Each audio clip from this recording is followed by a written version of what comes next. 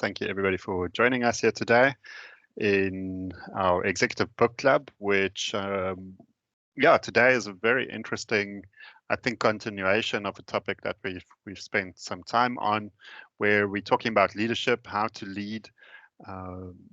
As always, the Stellenbosch Graduate Institute Executive Book Club is there to read for you.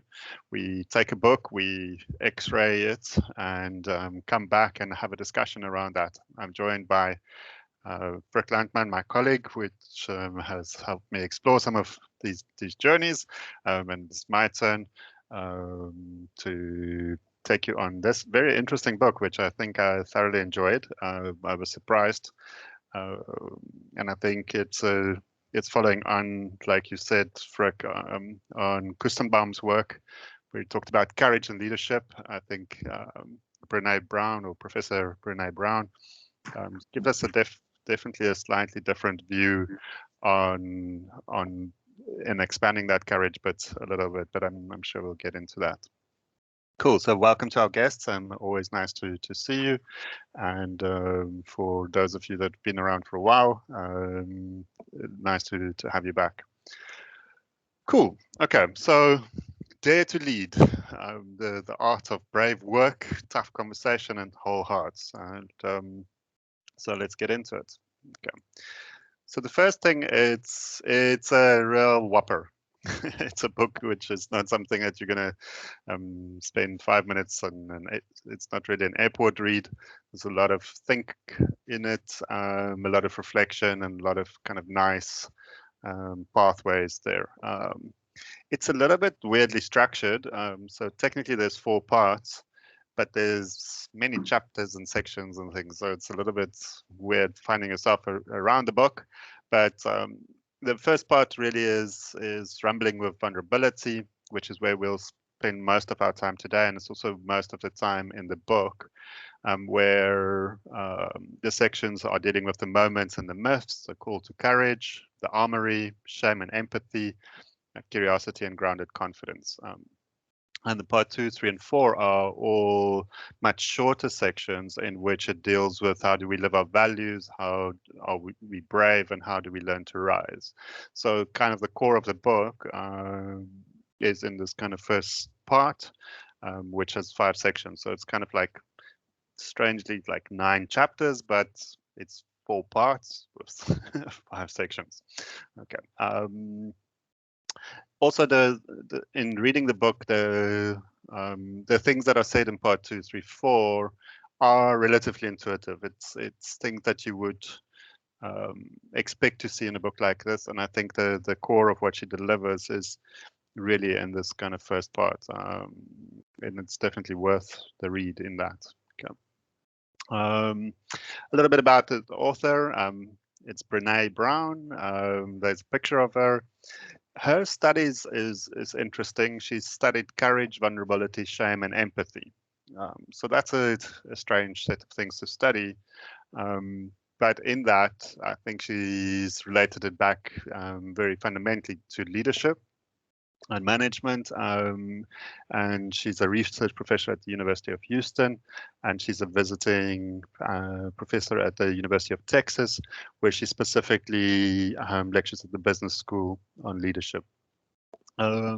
She's got 5 New York Times bestsellers.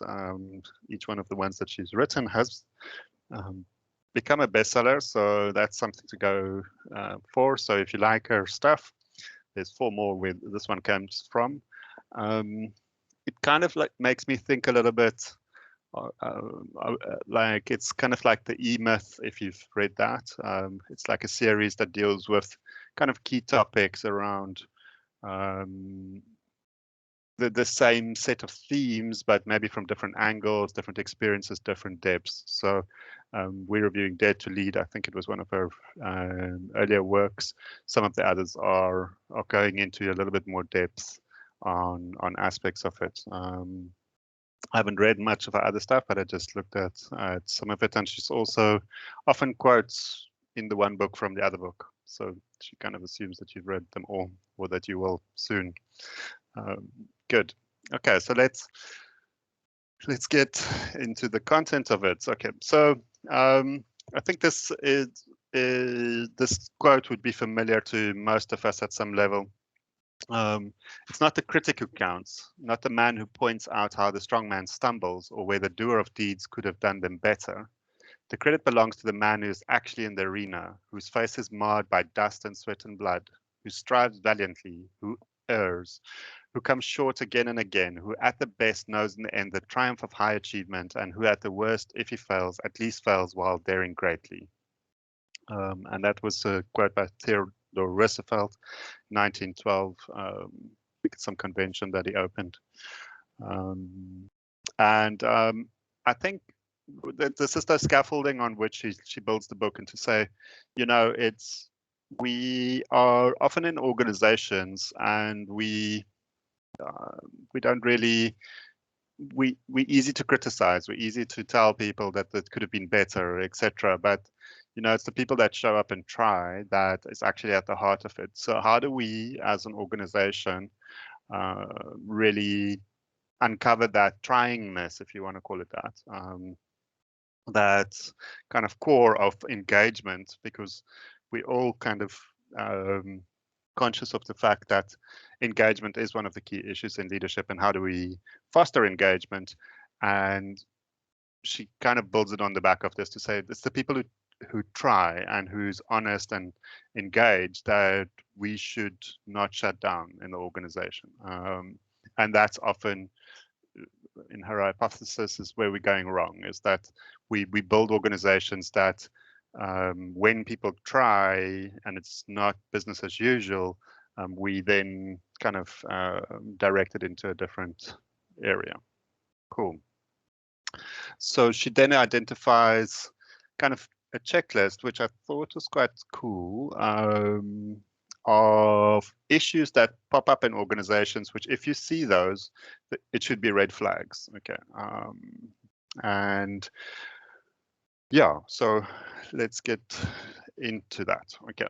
So 10 behavioral and cultural issues in organizations. Okay. So we often avoid honest conversation, honest feedback, productive feedback. And we lack courage, skills. We're passive aggressive, gossip, give the dirty yes. I thought that was quite funny. Yes to your face, but no behind your back. Yeah, that's a real thing. I see you. I'm shaking your head there, Frick. You know, when you're sitting there and like everybody agrees, and then as soon as the people walk out of the meeting, they go off and do their own thing, and just let you know down the grapevine that somehow you've missed the thing, you know. And I think that's a very real thing. And I think as directors, as executives, we often see this type of behavior where people aren't very honest or productive. And that's a cultural issue. It means that the culture is not open. It doesn't give you the psychological safety to say what you need to say, to do something about it, or to even have the kind of guts almost to stand up in terms of saying, I don't think this is working. And that leads us kind of to the second point, which is we do not address fears due to change, but rather spend time managing problematic behaviors. So, and later on in the book, she says that as managers, we have two choices. We can address people's fears up front, or we can manage their disengagement later and their problematic behaviors later. And that's where we actually making our trade-off in terms of the time that we spend in organizations. And then the third is to manage trust due to a lack of connection and empathy. Obviously, if we're not connecting with people and we're not empathetic with them, they won't trust us. And it becomes kind of a chicken and egg situation in which trust, because they don't trust us, we don't want to connect with them. And then because we don't connect with them, they don't trust us. You know, so that's a real thing. This reminds me of, I think it was Freud who said, we limit ourselves in how we live so that we can limit the anxiety that we experience. Yeah. So you can't have those fierce conversations, or you can't be that honest because you anticipate the anxiety of what you're about to say or what you're about to engage in, and you can't live with that anxiety. Yeah, absolutely. And it's a real thing. People are very anxious about engaging with their bosses, especially in very hierarchical organizations. And increasingly, it's shown as a massive trend. And I think COVID has highlighted that anxiety factor. So you're right on there, Frick. Innovation, which I think most of us would recognize as smart risks or bold ideas, gets put down due to people being ridiculed for trying and failing, and maintaining the status quo is celebrated, and creating groupthink is a thing that we do. So when you see this, when innovation is being put down, or people are being rewarded for maintaining the status quo, then we have to start asking, so why aren't we engaging as an organization? Because an engaged organization will always be challenging itself to think differently and to seek the new horizon. And I thought this next one was quite interesting, where we spend time reassuring team members who are questioning their contribution and value, rather than creating value for customers, stakeholders, and letting that define the contribution. So when I thought that was kind of an interesting thing, because how many times do you find this like top star and they're rising in the organization, and you need to tell them that they're doing okay. And if you can't see that in what you're doing, it means either we have a visibility problem, or we not actually utilizing you to the best value. Because if you can't see that you're making a difference, why does your boss need to tell you that? So I think that's a very interesting phenomena, and I think it also happens a lot in hierarchical organizations, and also in organizations where we've promoted top talents, but we didn't actually give them something to do. Yeah, cool. Okay, so that's 5, and then some other cultural issues: too much shame and blame, too little accountability and learning. It's easy to shame people, it's easy to blame them, but how do we hold people accountable for what they've said? And something that you always say, Frick, is you can lose everything, but at least don't lose the learning. But and I really like the way that she unpacks the blaming, because we use that suitcase word, but she says blaming is makes you feel awesome. It makes you feel so self-righteous in that moment. She quotes a definition of blaming, saying it's the discharging of pain and discomfort. Yeah. So when you are in a blame game, you're really exposing your own uncertainty, your own pain, which you are trying to hide with that, and your own kind of discomfort that you have, that you're not willing to address, but that you transfer to someone else. Yeah, absolutely. It makes me think of that little meme, which I'm sure we've all seen, where the guy, it's a taxi driver and there's somebody in the back, and he starts shouting at the taxi driver, and the taxi driver just turns around in terms of saying, well, he had his issues today, that's his problem. But when you're sitting and this now becomes about your job, etc., yeah, that's discharge of blame only creates a one-way relationship, and it's not an honest conversation. Yeah, so and that, I think, adds to the next point, to say sometimes we choose our own comfort over the hard conversations. Okay, so we invoke privilege, and it's like, I don't have to deal with that, and that's erodes trust and moves away from change. And I think that is especially when executives become more senior, and they can elect to some extent which issues they attend to. They can live between the cracks. Yep. I see there's a question somewhere. If somebody can just type that out for us. And I'd also like Dr. Augusta Dorning's comment to say never dim your light in order to be relatable. It takes real courage to do this within an organization. Absolutely. Yeah. If you've got a question or a comment, then please let's find a way to make that. Also found that the number 8 very true. It's fixing the wrong thing for the wrong reason. So we would rather rush into an ineffective and unsustainable solution than spending time on problem identification and solving. Kind of the philosophy of measure twice, cut once, but also like there's a whole bunch of stuff that goes into this. So sometimes it takes us too long to get to an answer, so we'd rather answer something now, knowing that it's not going to work. And I was just sitting the other day with a group of people, and there's this thing which they'd been spending some money on, and I asked, well, you're now renewing it. Can you please explain to me why you're renewing it? And they say, well, you won't believe it, but the vendor has given us a massively good deal. Okay. And it's like, and I was like asking, so why did you get this massively good deal? It's just that because it hasn't really been working for us, but we need to give it more time. So the vendor knows that there is no reason for the thing to be there. Okay, but now we got this amazing special deal that's not going to add all of this stuff, but it still doesn't work. And after a courageous conversation where I just asked the basic question, like, okay, let's be honest with each other. Is this thing ever going to work? And everybody just got that stress relief from being able to say no. Okay, and we reallocated the resources into a different space. But you know, sometimes the battery that they had to go through to get to the solution in the first place was actually made them believe that this is so important that we'd better make this work, you know. And if you can just delayer that in terms of saying, is it really working?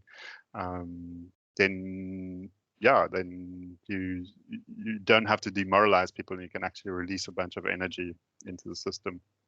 I'm just wondering, if I listen to you and these points that you're making, whether we're consciously or unconsciously, I don't know, but we create these mechanisms to protect ourselves or protect our vulnerability.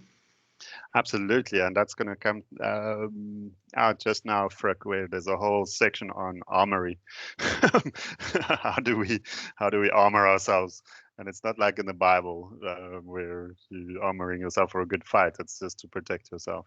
The other section here is where organizational values are gauzy and insisted in terms of aspirations rather than actual behaviors that can be taught, measured, and evaluated. So when our values, and she's got a whole section on values, if you really want to do some value work, it's kind of very systematic, how to, etc. But I think she says basically, if we can't live our values, we can't teach our values, and we can't see if a value is being practiced, then really those things actually create more pain than creating value in an organization. And then perfectionism and fear, keeping people from learning and growing. I think we all know what that is about. Okay, so that's a kind of checklist to say, if you've got one of those problems, then you've got probably a courage and daring type problem, okay, in your organization, and you need to deal with that. So how do you start dealing with it? And she proposes that the construct is daring leadership, and kind of 3 core things to say you can't get courage without rumbling with vulnerability. We'll talk about both of those concepts, like rumbling and vulnerability, just now. And it kind of sucks, okay, because these are not easy conversations, because courage and fear is not mutually exclusive. Okay, so if you need to be courageous, there's a threshold of fear that you have to overcome. That's a reality. So there is no courage without fear, and as leaders, we will have to rumble, which is kind of to engage with people around stuff. And in that process, inherently, there's a vulnerability. The minute you don't know something or something's not working, somebody's vulnerable.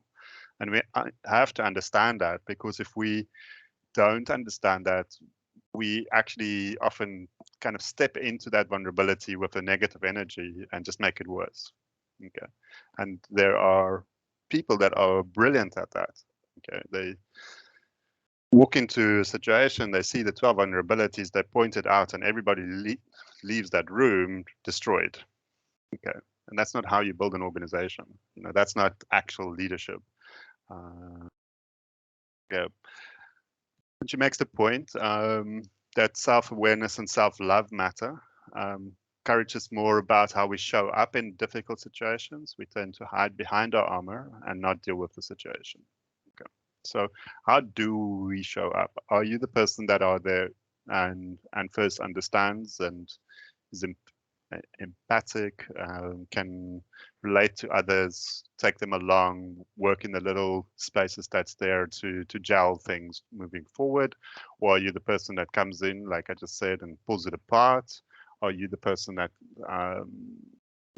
has a healthy balance between this, or you just task focus, or you just output focus? But if you're not aware of how you are walking into that situation and how you're showing up, you will destroy a lot of value.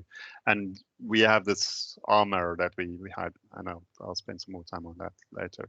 And then just courage is contagious. Once you actually start being courageous and you start having these honest conversations in that, and you are brave in your work, then others become brave as well, because they feel that, okay, this can work. You know, we can have tough conversations. We can deal with it. We can put in our hearts into this, and there is an outcome.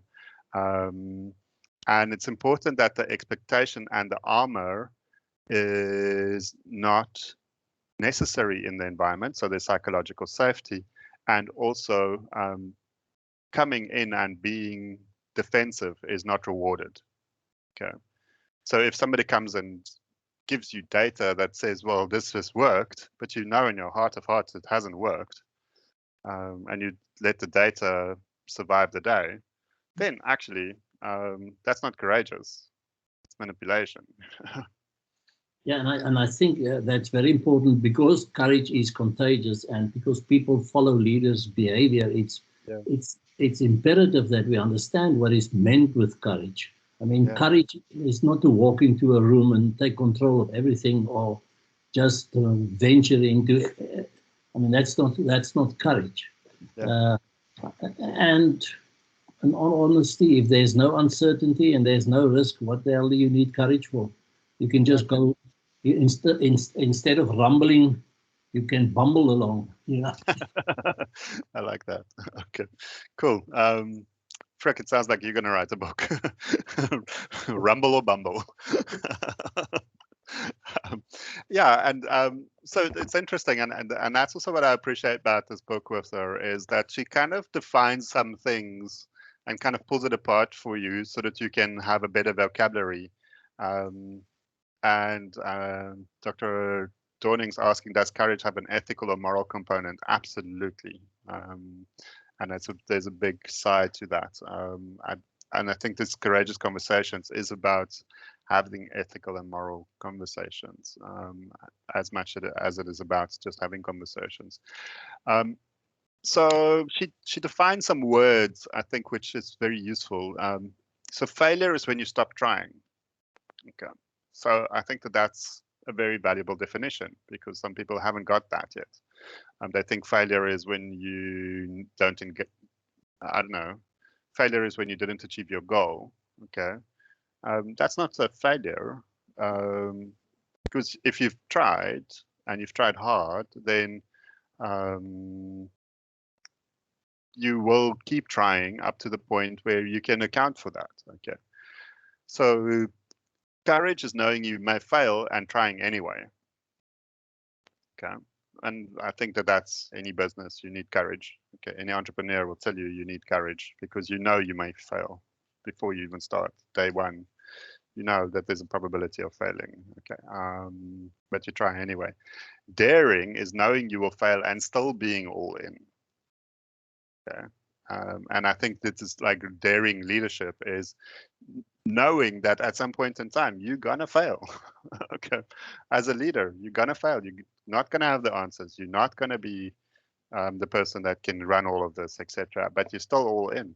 And I think that that's a very nice set of definitions if you reflect on it, to say, am I busy failing? Am I courageous? Am I daring? Um, and if we are brave enough, often enough, we will fall, and that's okay. Okay, and that's Yeah, Rian, it ties into what you refer to the Kustenbaum conversation we had, where he defines courage as to act with sustained initiative. exactly. That's kind of the resilient fail, learn, Yeah, rising up, go forward idea. exactly. And that's and brave people know that there will be disappointment, failure, and heartbreak, and what stands in the way becomes the way. Okay, because if that's what we need to do to fix it, then we will get better at doing that, etc. So I thought that that was a nice kind of definition. Now we're talking about armor earlier, and she spent some time on defining what is armor. Yeah, so racism, classism, sexism, fear-based leadership, blaming, shaming, cynicism, perfectionism, emotional stoicism, unavailability, hierarchy, reporting, workflow, and policies are all forms of armor. Okay. And I think that that's just basically anything where there's an attempt to sap the organization's energy and that does not contribute to innovation in her kind of world is armor. What are we here for? And the minute you sit there and say, but sorry, you didn't fill in form 413B in triplicate, and the last copy that you didn't have all the capitals in it that it should have had, what are you actually doing? Okay, you just frustrating what needs to happen here. And somebody is exercising their power over somebody else, and it just creates a type of armory. Interesting, she says, often our armor and our response to this comes from management schools, parents, coaches, figures of authority. They taught us how to have this armor. Ouch. So, yeah, it's true. So like I remember the MBA class where we talked about the power of asymmetry of information. Management has the information, and the workers don't, but that's an old idea, but that's something I was taught, that if you've got information is power. Yeah, information is now available, so then technically it shouldn't have to be controlled by the few, it should be accessible by the many. So power should be everywhere, so that the organizations are changing, but there are still people that make sure that everything gets checked by them, etc. Yeah, that first list, I don't think the list is exhaustive, but that first list, could one read them as kind of the prominent mechanisms by which we protect our vulnerability? Exactly. That's it. This is armor. Yeah. And you will see on this, I'm quickly going to jump there while we're at it, because I also just want to be conscious of time. But we must teach people to be brave and be willing to develop a caring connection. But I'm quickly going to talk about how people get the pattern of assembling the armor. Okay. So the first thing that person comes out and says, I'm not enough. Okay. So I'm maybe not good enough for this. Okay. And then the second thought that the leader has is, if I'm not honest with them about what's happening, they'll think less of me or maybe even use it against me. Okay. Third kind of step is that no way I'm going to be honest about this. No one else is. So why do I have to put myself out there? And like after a while, start reflecting and say, yeah, screw them. I don't see them being honest about what's scaring them, and they have plenty of issues. Next line of thought is, it's actually their issues and shortcoming that's making me act this way. It's their fault, and they're trying to blame me. And in fact, now that I think about it, I'm better than them. So I'm just going to keep on doing what. And what happens is you walk into a situation with the armor and you're like, I'm better than you all. And you start ripping it apart, or you start presenting a view, you start being the superior being in the room. And it all comes from this kind of assembling the armor But yeah, so the question is, how do we get out of that kind of pattern of assembling the armor? And what she proposes is this concept of a rumble. Okay, so I don't think I'm about to walk into a room and ask people to rumble, but I think Brene Brown would want me to, because I think she's trying to build this brand of rumbling, and I think it's a nice, maybe it's a nice word. So, but I don't feel if I can come in today and say, let's rumble about this. Okay, but maybe. But a rumble is a discussion, conversation, or a meeting defined by commitment to lean into the vulnerability, to stay curious and generous, to stick with the messy middle of the problem identification and solving, to take a break and circle back where necessary, to be fearless in owning our parts, and as psychologist Harriet Lerner teaches, to listen with the same passion with which we want to be heard. More than anything else, when somebody says, let's rumble, it cues me to show up with an open heart and mind so that we can serve the work and each other and not our egos. Yeah, so that's a direct quote from the book on kind of defining rumbling. And I think that this is something that you can build into your organizational culture. And actually every meeting should be a rumble then, because we should be dealing with something in a fearless way, that we each own our parts. It's about the work that we're doing here and not our egos. So I think it's a very powerful way to look at the world. And she then basically says, if we're going to be courageous, we need 4 kind of skill sets. One is rumbling into our vulnerability, and we'll talk about vulnerability just now. We need to live into our values. We need to be braving our trust, and we need to learn to rise. Okay, so and that's the kind of 4 sections in the book. So, and the one that she spends most time on is kind of really understanding this rumbling and the vulnerability. And to Roshni's question, absolutely, we must be rumbling towards a shared outcome. That's the whole point of engaging with it. I think there's a kind of core quote that carries the idea through in the book, in terms of saying our ability to be daring leaders will never be greater than our capacity for vulnerability. Okay.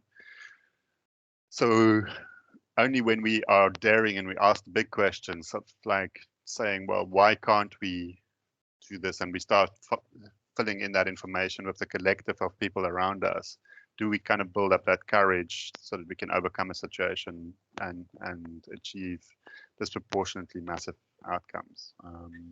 The interesting thing here, Rian, is that she positions courage as a skill set. It's not. Yeah. It's not just a concept or a position that you take in, or a mindset. It is a skill set that you have to develop. Absolutely, and she actually says that in her research, and it's very early on, I think in the introduction, she says the one thing that I've learned out of from my research is that courage can be taught. Yeah. You know, you can learn courage. You don't have to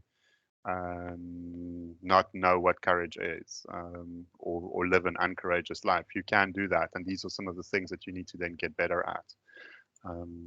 So what's this thing, vulnerability? Now, my kind of first intuition is like vulnerability, like I don't do vulnerability myself, so I'm just going to skip over this part of the book.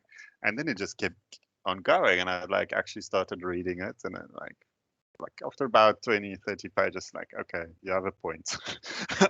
I really do need to understand this a little bit better. Okay.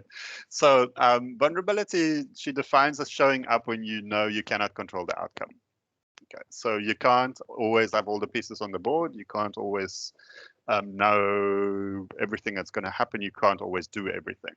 Okay, so at some point in time, you need to become vulnerable, and vulnerability creates trust, and trust creates vulnerability. And it's not a choice of if or when, it's both happen at the same time. In fact, she's got a very brilliant section about how small changes and small moments of trust actually define trust. And there's like a whole bunch of stuff in there that it's really worth reading and spending time. If I bought the book and only read about this vulnerability stuff, I think you've learned a lot. And I love this quote that she made from C.S. Lewis: "To love is to be vulnerable. Love anything, and your heart will certainly be wrung and possibly be broken." Yeah. If you want to make sure of keeping it intact, you must give your heart to no one, not even an animal. Wrap it carefully around with hobbies and little luxuries. Avoid all entanglements. Lock it up safe in a cask or coffin of your selfishness. But in that casket, know that it's going to be safe, dark, motionless, and airless. It will change. It will not be broken. It will become hard, impenetrable, and irredeemable. And it's like, okay, I think when to sit there and say, yeah, it's. I think he also said better to be loved and lost than never to have loved at all. But that's it. We have to put ourselves out there, because otherwise, we're going to sit in our ivory tower and die. Yeah, I think this leads up to a previous earlier comment of yours around some of our teaching institutions are partially blamed for this, and a comment that Sharon makes earlier in the chat here. So it's shame and failure are instilled into people from a very young age, and it's true, because if you think of this strongman image that we had in the past, the strong person image as the leader, I mean, vulnerability is not close to that, but it's essential part of that. It's an essential part of true courage. Absolutely. And that's so now you sit there and say, okay, cool, I get it. I'm going to buy into this idea. I need to be vulnerable. Now you want to know, like, okay, so what is it? I'm okay to give it a minute, but what is it? Okay, so and I found this section very enlightening in terms of saying, what's the myth of vulnerability? It's like, okay, vulnerability is weakness. Like everything that's important to you is going to make you vulnerable, okay, because you've attached an importance to it. So accept that. Accept that there is a space which you can't do yourself, that every single important thing asks us to be vulnerable. So put it out there to say, this is really important. This is something that I think we should be doing, and I'm invested in it. Can we all work towards that same objective, and really kind of engage and listen around that? Like I said, I don't do vulnerability. And she come back and says, well, you either do it or it does you. And if you're proactive in terms of understanding your vulnerability and why this is important to you, then you can kind of really lean into that. Or otherwise, your vulnerability comes back to haunt you, and you are not in control. I don't think it's just about being in control, but it is it affects you, and it affects how you behave with people and where you start building armor. And next thing, you're fighting a battle that you didn't want to fight because you didn't understand what was really important to you. Big thing, I think I can go it alone. And she comes back and says, well, we're hardwired for connection. As humans, we're hardwired to do collective behavior and collective achievements. So if you want to ignore that and just want to do it yourself, then everybody else is going to collectively start working against you. So that's also not a very comfortable place to be in. Some people want to look at this and say, well, I can make it less uncertain and less comfortable. And the job is not to eliminate vulnerability, it's to recognize that it exists and to inspire courage. Okay, because it's easy to okay, let's eliminate risk out of this whole equation. The only thing that we have to do is get rid of the people and the customers. That's the whole point. It's not going to work. I love these people that always sit and say, yeah, no, we're going to outsource everything. But, because that gives us more control. All that you're doing is you're externalizing your problems, and you're paying more for it. So, yeah, anyway. There's a kind of statement that trust comes before vulnerability. And trust actually comes from people that support, listens, create genuine care and attention. And trust comes from small moments of choosing others over yourself. So that's where trust comes from. And that's actually a vulnerable place for most people, is to trust. And one of the myths of vulnerability is that vulnerability is disclosure. And I thought this was a particularly powerful point. Yeah. Where we say, I think that leaders that start doing this gets into this trap of starting to overshare their emotions. Yeah, so to say, oh, I feel like you all are ganging up on me right now. Okay. So yeah, that's a fair thing to say, but it's not just putting your emotions out there. It's also creating a space in which people can just be themselves, say what they need to say, can deal with the hard issues. Those are hard enough. And yeah, there is an element of still protecting your core self and being your core self. So vulnerability is not just about full disclosure and talking every last little piece of truth. Although that is very powerful, there is still ambiguity in most leadership roles. You can walk into one meeting and directors can tell you that your organization should shut down, and you have to walk out to your staff meeting just after that and still explain to people that they need to be inspired and motivated. And the two things can't always meet, so you can't get into an oversharing of your emotions. Always, it doesn't mean that is not, or that oversharing of emotions is a precondition to vulnerability. And she quotes the Google Project Aristotle, which showed that creating psychological safety is one of the most important things in a business, and not necessarily being overly concerned with interpersonal risk, but the key here is that you should not need to wonder how a person will respond when you ask a question, seek feedback, admit a mistake, or propose a possibly wacky idea. That should be okay. If that then results in a person coming back to you and saying, well, I didn't know that you thought like that, or they start taking you out, or they start attacking you because of that, then that's not a very healthy organizational environment. So we need to create the spaces in which people can express themselves, propose that possibly wacky idea, and sit and say, well, let's give it a go. Let's see if it works. Or okay, that's a wacky idea. Is there merit in it? And let's start exploring and listening, etc. But that doesn't necessarily mean it's just about kind of putting all of your emotions out there in the organization. Okay. I hope I'm clear on that. But if I'm not, then the book is much clearer than I am. Cool. Okay, and that comes to the next section, which is, to be clear is kind.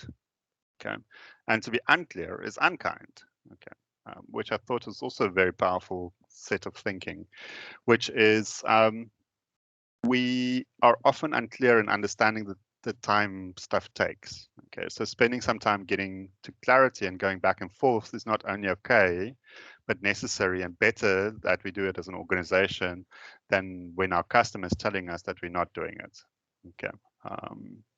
So kind of getting things right might take a little bit longer, but we kind of got a single shot at it, and we can improve, and there's no reason for us not to improve, but that takes time, it takes effort, it takes money, and spending a little bit more time up front and getting kind of to a level of understanding is often more important than trying to fix it later, in terms of saying, well, now we're busy with all of the stuff fixing. That's not nice.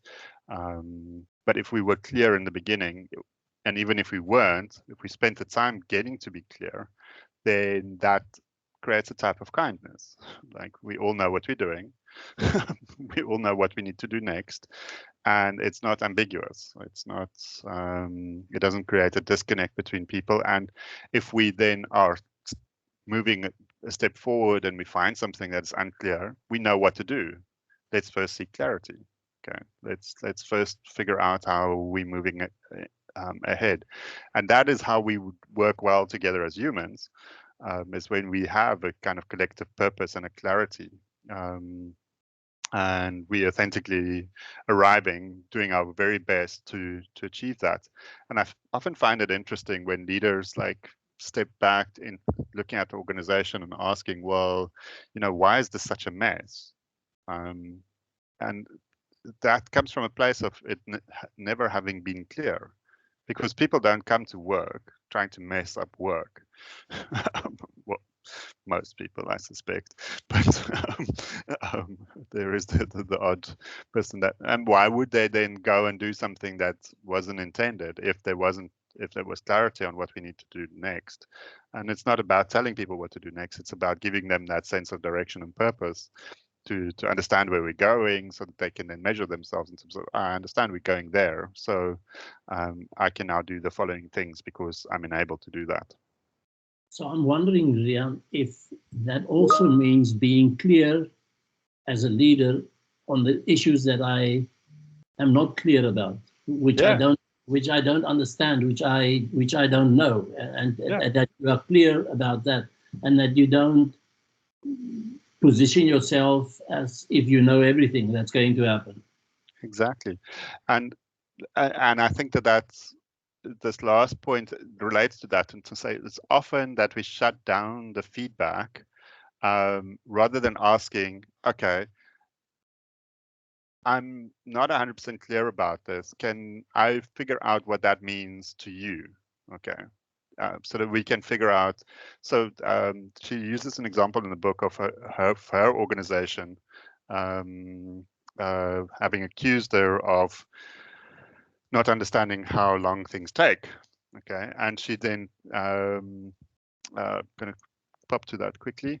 So she sets unrealistic timelines. Okay, and the team pushed back and they rumbled about this on how to resolve this issue. And they agreed with their teams then to, when they have these meetings, to take minutes and get tasks from that, because she's not good at estimating time, because in her mind it will happen tomorrow because she's seen the future. And now just the people that I employ just need to make that future happen, isn't it? Okay. So then they created a culture of getting practical steps from each meeting, making that visible. Because then they could come back and then they rumbled as an organization towards a collective time frame and milestones and things and stuff that she could still observe and understand and be clear. So I thought that was a very good example of, how you make it real. How do you actually create that space in which we're not only kind of driving hard, but we are creating clarity as we're going along. And apologies and gratitude are major steps in creating clarity as well. Okay, so sometimes we need to apologize and say, okay, really didn't understand that. That's why we are here. And being grateful to people. I think we all do that. I'm just conscious of time. There is in this section definitely one thing that I'm going to just touch on, which is about driving hard. And that is, as business owners or executives, we often drive too hard because of a fear and a sense of scarcity and anxiety. And I think we all, as business owners, have experienced this. So we are scared that we are not doing enough. that we've got all of these people working for us. Somehow our competitors are chasing us. We're coming up with this idea, and if we don't act on it right now, they're going to do it before us. We look at what everybody else is doing, and we're just sitting and saying, well, I'm not doing enough, and somehow I need to be seen to be relevant. And I've seen these behaviors with leaders over time.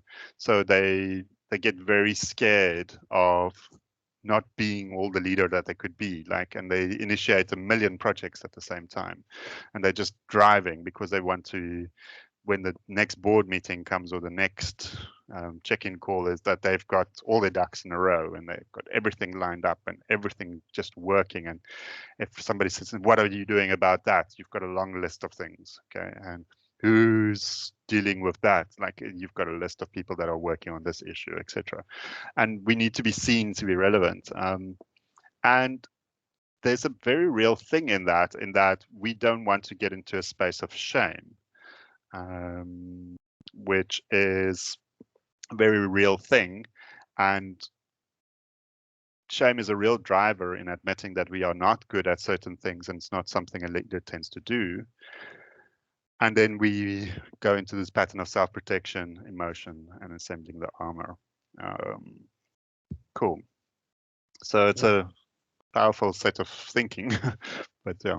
Yeah, and I think if you read the part on vulnerability, for me, in the essence, she gets to a point where she really, get very close to convincing you that vulnerability is the pathway to courage. It's what she calls the birthplace of innovation, trust, and empathy. And if you don't really do that, you shut down all the centers of entrepreneurship and creative thinking, etc.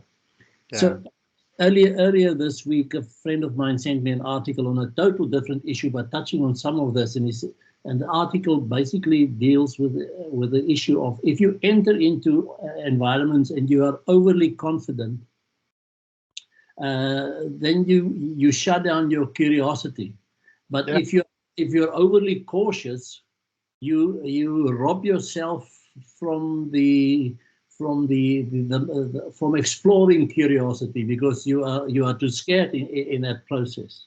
Absolutely, it's like you're choosing not to dare because I'm being cautious, and then everybody around you picks up on that, and then next thing, like, we're not very clear.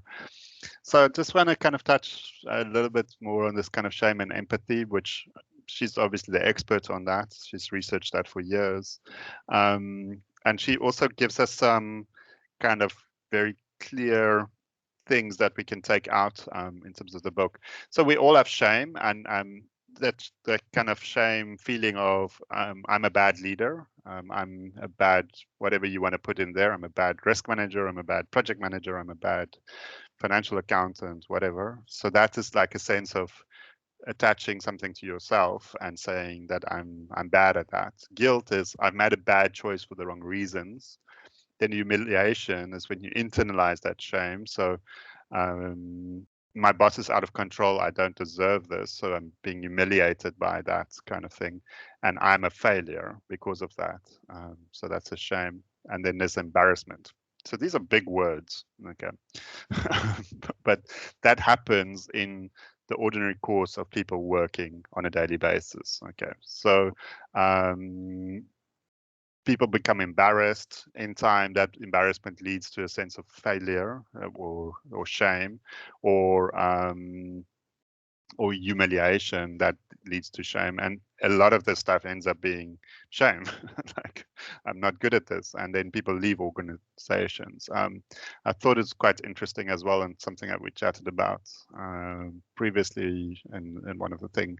And she gives a good definition for narcissism as the shame-based fear of being ordinary. In case I'm ordinary, I don't want to be ordinary. And how many leaders are there? It's like, I don't want to be ordinary, and I don't want to be judged as being ordinary. So they become narcissists, like, and talk themselves up and do all of those types of things. And it all comes from this place, okay? And then shame kills empathy. so the next thing is, once you realize I'm a bad leader, what's the next thing that people do? Is they go out, and anybody that doesn't looks like they're more promising as leaders takes them out, kind of Machiavelli style. That's the thing. So shame kills empathy. But empathy is really connecting with the emotions under the issue and working through it with others in a constructive manner. And I think that's also a very powerful tool, and why empathy is such an important thing. And empathy or emotional literacy skills is what she then works through, I think, in a large part of the rest of the book. We need to take perspectives of others, be non-judgmental, understand the feeling of others, and communicate our understanding of the feelings of others with them, so that we can create that feedback loop. I think Roshni says cultural and circumstantial context often creates an inherent sense of guilt and of shame. This makes both courageous conversations and diversity management so important to navigate this. Trust becomes a vital ingredient. Roshni, I think you've got it right on. And that's a lot of what's going on in this book is talking about that. Then how does that show up? It shows up as perfectionism, favoritism, gossiping, back-channeling, comparing people against other people, tying our self-worth to our productivity, harassment, discrimination, power, overpowering, bullying, blaming, teasing, cover-ups. All of these things is how shame shows up in the workplace. What happens when it shows up? We armor up. Accountability becomes meaning nothing. We don't give people a way out of dignity, because that's a bigger investment in time, money, heart, and energy. Typically, setting up a fall guy is a lack of vulnerability and courage. So kind of rounding off on this kind of level, what I think Brene opens up and starts putting together it's a model by which we can judge our own leadership in terms of saying, are we showing up? Are we accountable? Are we creating that safe space, that psychological space in which people can be productive? We can get the most of our organizations, and that requires us as leaders to create a culture in which that happens. And the rest of the book really talks about that in terms of saying, how do we live out our values? How do we brave our trust? How do we learn to rise within that? So definitely worth a read, even if it is just for this kind of hard initial analysis stuff, so that you better understand where you fit into it, how your actions interact with the organization. Nice examples, nice unpacking of ideas, nice cases, and etc. And definitely, I think, worth a read. We obviously deal with some of this in our leadership and emotional intelligence courses. We also deal with some of it in our managing talents in the workforce courses and overall the management development program. But I would really I think this, together with reading Kustenbaum, which we reviewed in one of the other sessions, will give you a very kind of deep dive into yourself, but yourself as a leader in context to lead for excellence and to lead for unlocking maximum innovation and lead from a place of being a solid internal citizen, so that you can be a great citizen in the world. Yeah, I think just a last comment or two from my side. Some of the stuff that you read in the book you have read before in different contexts, yeah. But I will still buy this book because I think it's got very unique angles on some of the stuff that we have seen before, but from a very unique point. That chapter 4 there, where she speaks about the braiding inventory, and where she uses the braiding as an acronym and give you very solid guidance for each of that. That to me was a great chapter. The other chapter, apart from vulnerability, is the one on perfectionism. That's really really a nice angle in which she positions the whole notion of this myth of perfectionism. So I think it's a book worth reading for leaders who just want to shape up in terms of what is demanded of us out there in the real world. Absolutely. And I think it's just to kind of round out from my side as well. I think if you're in an organization in which you are maybe mid to upper level and you're seeing bad stuff happening, I also think that this gives you a powerful set of tools to analyze the situation and decide what you want to do with that. Because we often get asked the question, how do you deal with perfectionists, narcissists, type A personalities around you, etc. And I think that this gives you a toolkit by which to look at that very, very carefully, and build your own way in that and to make a decision. So yeah, definitely worth a read. I give it a thumbs up. So yeah, we will. I think from a book club perspective, I think we've got another book happening next week. So please look out for that. And I think in about 2 weeks' time, we have a director's hour in which we meet with top executives around a key topic. So yeah, lots on the agenda for the next couple of days. So looking forward to connecting with you again. Thanks for Thank you. choosing the book, Rian. Okay. Thank you, Frick. Okay. Thanks everybody for joining us today. Well. Okay. Okay. Bye-bye.